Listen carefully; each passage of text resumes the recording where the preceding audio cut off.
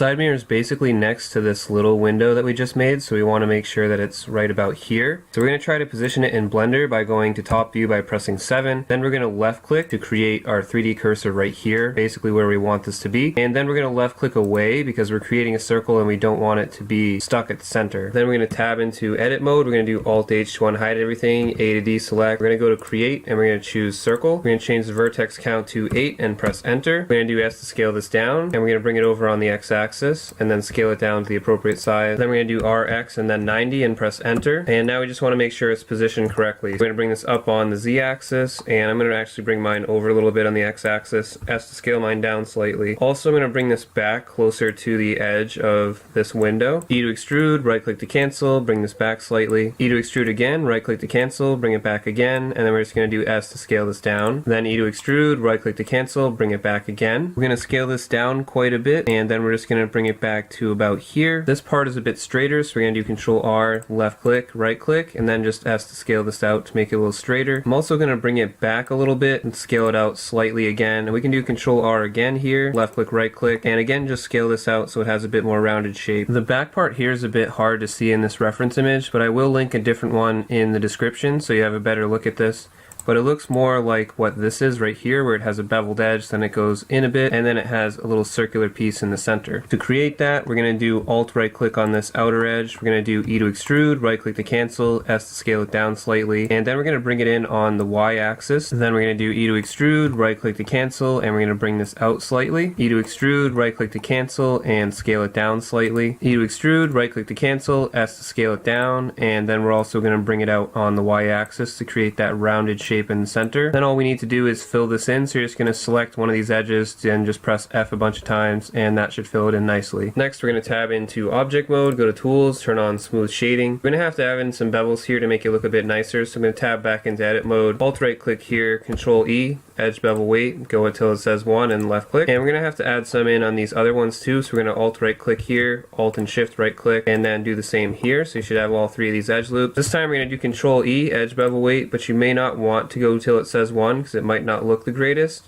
So just go until you get a result that you're happy with, so something like that maybe is fine. But if you need to, you can do N to open up the properties panel, go to the top, and adjust the edge bevel weight right here. I'm going to scale this edge loop out a bit, so I'm just going to Alt right click on it and then just do S to scale it out. Once we're done with that, we're going to go to the front. We're going to tab into edit mode if you're not already. Alt right click on this edge loop, E to extrude, right click to cancel, S to scale it down some, and then we're just going to bring it back in this direction on the Y axis. We need to make the actual mirror piece, and for that we're just going to do Shift D to duplicate, right click to cancel, bring this out some, and then S to scale it out some as well. And then we're just going to select one of the edges, do F to make some faces, switch to face select, and select all these faces by selecting one, holding Shift, selecting the others. Then do E to extrude, right click to cancel, and bring this out to give it some thickness. Then we're going to do Control L and Control N to recalculate the normals. It should look relatively fine now, and if it doesn't, you can either scale it out or scale it in by using S, or you can adjust the Y position by just grabbing it on the Y axis until you have something that looks nice to you. Then we're going to go to object mode and turn on smooth shading. If you want to, you can tab into edit mode, do Control L to make sure you have this whole thing, do Shift H to hide everything else, and then we can just select all these faces on this side, select all the faces on this side, switch to edge select, hold Shift and right click to deselect these edges, and hold Shift and continue right clicking to deselect these. So now we just have the outer 2 edge loop, and we can do Control E, edge bevel weight, and go until it says 1. And that may or may not help the look of this, so it's up to you if you want the edge bevel weight there or not, but that is one option that you have. Next we're going to create this piece, so we're going to tab into edit mode, we're going to do Alt H to unhide everything, A to deselect, and we're going to go to create, and we're going to choose circle, and this time we're going to change vertex count to 8 and press enter. We're going to do S to scale this down, and then we're going to bring it over on the Y axis and bring it in position, scale it down some more, and I'm going to bring mine up a bit on the Z axis, so I'm just going to bring it up slightly and then bring it over. We're going to want to scale it down on the X axis to make it skinnier on the X axis, so do S, X, and then scale it down like this. Then I'm going to bring it over a bit more, and we're just going to start extruding here. So we're going to do E to extrude, right click to cancel, bring it up slightly. E to extrude, right click to cancel, scale it in slightly with S. E to extrude, right click to cancel, and bring it up. Then we're just going to scale it down a lot to make it a lot smaller. I'm also going to scale it down on the Y axis to make it a little bit more rounded again. So I'm going to do S and then Y and scale it down like this. Then we just want to kind of position this so it meets up with this piece here. So I'm going to actually make this a little bit longer, and I'm going to bring the rest of this down some. So I'm going to select this edge and I'm going to go to the front, hold shift, select one of these edges, do Control L to get both of these pieces, and I'm actually going to bring this down slightly just to see if that's a little bit better position, and then we're going to Alt right click on this, and I'm going to try to meet it up with the rest of this by bringing it up.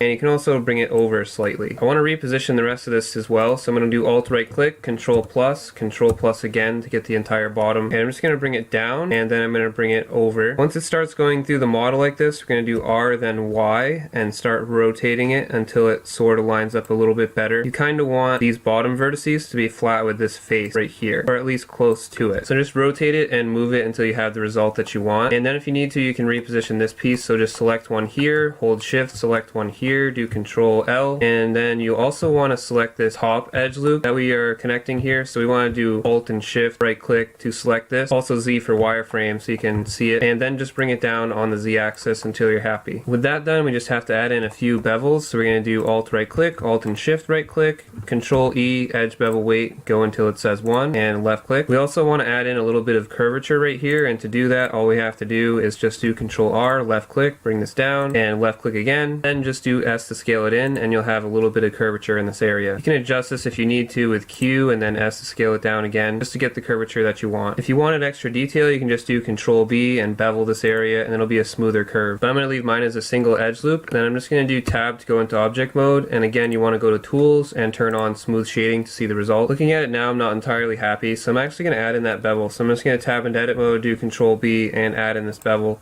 And to me that looks a little bit nicer, so I think it's kind of worth it to have those extra vertices there. One thing that kind of sticks out to me now looking at it from the side is that this actually looks like it's a little bit too long. So in order to fix that, what we're just going to do is Alt right click here, then do Control plus a few times. So just do Control plus until you get the selection that you're looking for.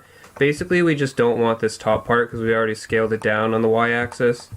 And for this we're just going to do S and Y and scale it down so that it's not quite so big in the Y direction. To me that looks a bit better and I'm pretty happy with that, so I'm just going to save this by going to File and Save. Thank you to our awesome Patreon supporters. If you'd like to become a Patreon supporter yourself, head on over to patreon.com/StephenBrooks.